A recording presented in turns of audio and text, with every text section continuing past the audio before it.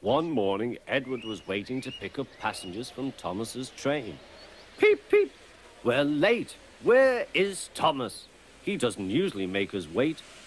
Oh dear, what can the matter be? Sang the fireman. Johnny so long and... Never you mind about Johnny, laughed the driver. Just you climb on the cab and look for Thomas. Can you see him? No, replied the fireman. There's Bertie Bus in a tearing hurry. No need to bother with him, though. Likely he's on a coach tour or something. He clambered down.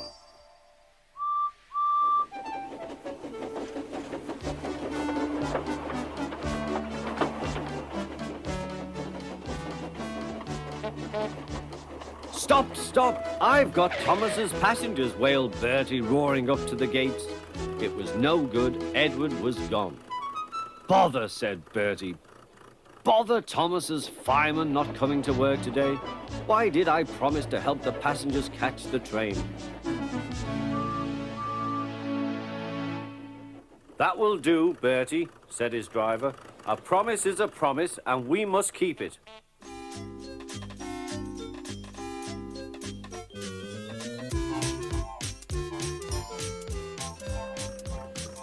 I'll catch Edward or bus, said Bertie.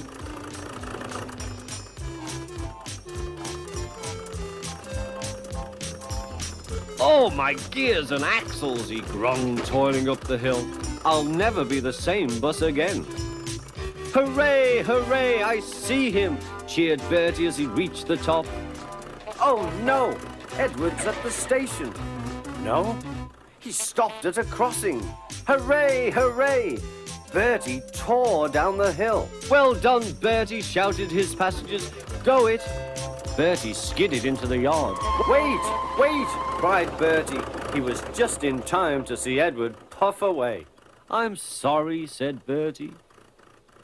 Never mind, said the passengers. After him quickly. Third time lucky, you know.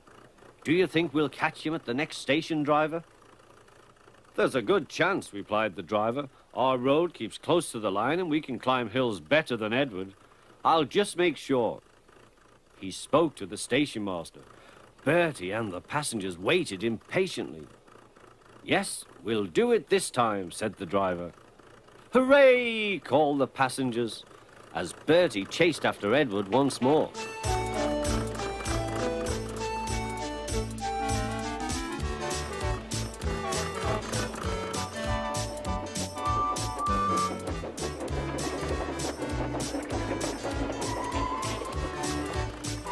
This hill is too steep.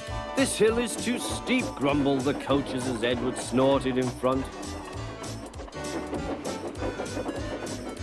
They reached the top at last and ran smoothly into the station.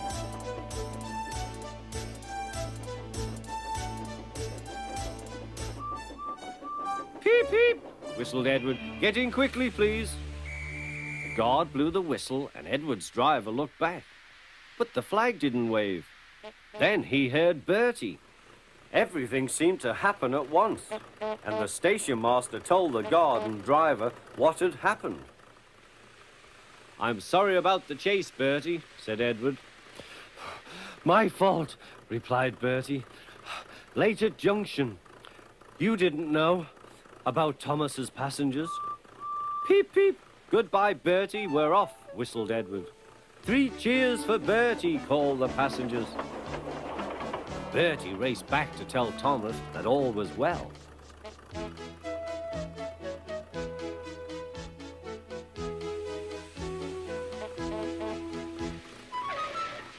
Thank you, Bertie, said Thomas.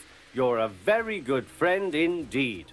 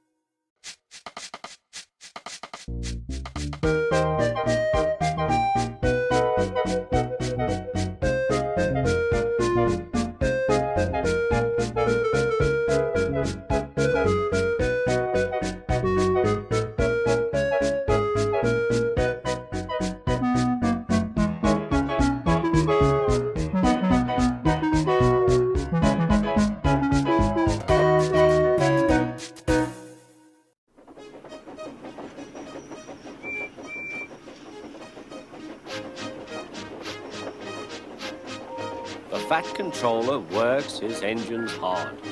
But they are very proud when he calls them really useful. I'm going to the scrapyard today, Edward called to Thomas. What? Already? You're not that old, replied Thomas cheekily. Thomas was only teasing.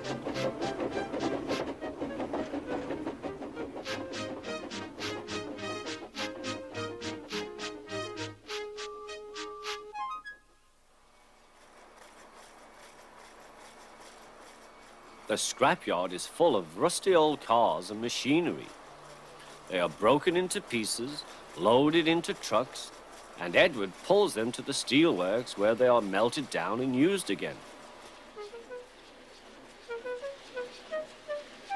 Today, there was a surprise waiting for Edward in the yard. It was a traction engine. Hello, said Edward. You're not broken and rusty. What are you doing here? I'm Trevor. They're going to break me up next week.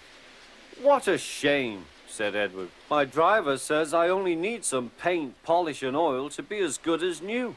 But my master says I'm old-fashioned. Edward snorted. People say I'm old-fashioned, but I don't care. The Fat Controller says I'm a useful engine.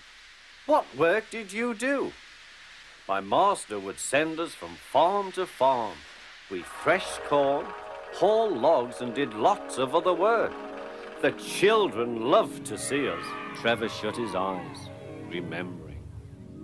Oh, yes, I like children. Edward set off for the station. Broken up, what a shame. Broken up, what a shame. I must help Trevor, I must.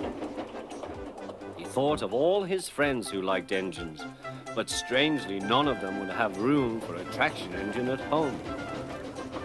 It's a shame, he hissed. Then, beep, beep. Why didn't I think of him before? There, on the platform, was the very person. Hello, Edward. You look upset. What's the matter, Charlie? He asked the driver. There's a traction engine in the scrapyard, Vicar. He'll be broken up next week. Jem Cole says he never drove a better engine. Do save him, sir. He saws wood and gives children rides. We'll see, replied the vicar. Jem Cole came on Saturday. The Reverend's coming to see you, Trevor. Maybe he'll buy you. Do you think he will? Asked Trevor hopefully. He will when I've lit your fire and cleaned you up. The vicar and his two boys arrived that evening. Trevor hadn't felt so happy for months. He chuffered about the yard. Show your paces, Trevor, said the vicar.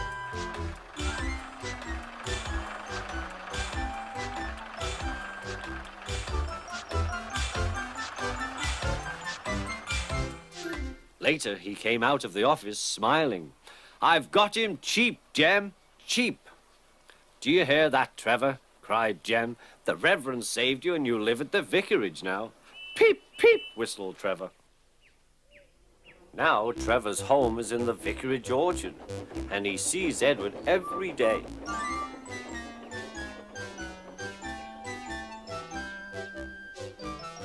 His paint is spotless and his brass shines like gold. Trevor likes his work, but his happiest day is the church fete.